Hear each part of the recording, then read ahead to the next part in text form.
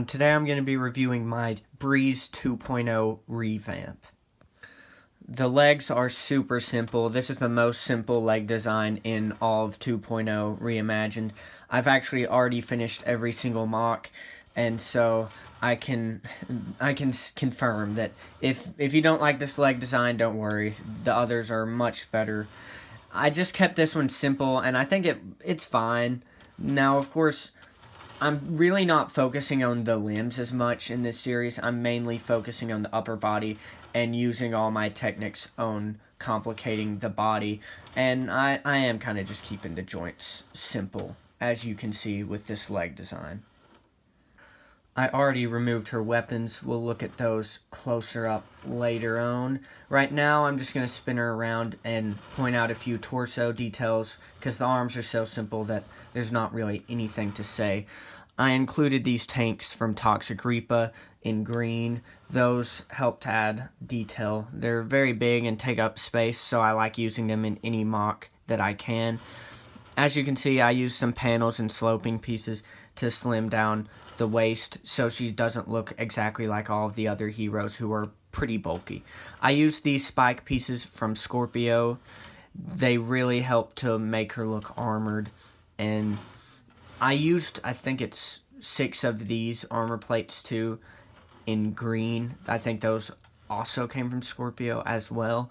So that's a very vital set if you want to build this hero. I will be doing a build video for her and the other heroes as of right now, and so be looking out for those in the future if you'd like to build this mock. And of course, I included her custom armor plate from 2.0 with her name printed on there. That's a pretty cool armor plate. The one thing about all of the printed armor plates is really they can only be used for, you know, a Breez revamp or something.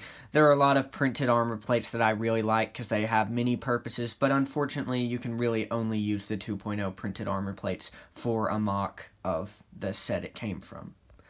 I wanted to point out that this is the body that all of the heroes are built off of, and this was the old body that I was going to use for my previous 2.0 reimagined series, which this is a fine design, but as you can see, it's completely custom, all Technic, and I was going to use this as a replacement for their 2.0 cores, and as you can see, it's supposed to replicate and resemble this whole chest plate assembly, but this would have required me to buy so many different Lego pieces, and overall I don't think it actually looked that good. I mean, it would have been about like right here, and I think it would have been cool. I built Evo and I actually reviewed him on my channel if you'd like to see the old core design that I had going. But I know this is a little bit more simple and straightforward, the hero mocks, but I think it's better to use the original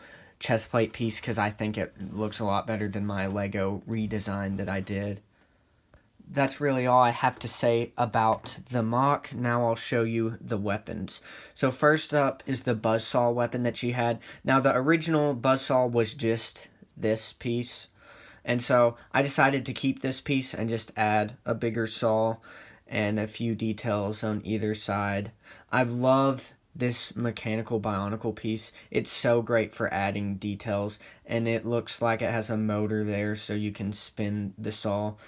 And then you have this weird hook weapon that Breez had. I never really knew exactly what it was supposed to be because it's kind of like a small handheld scythe in a way, but also it has saw teeth right there, so who knows what it's actually supposed to be. But I extended it out, gave it a little curve, and then put some spikes on the back, as you can see, and a chain around the top.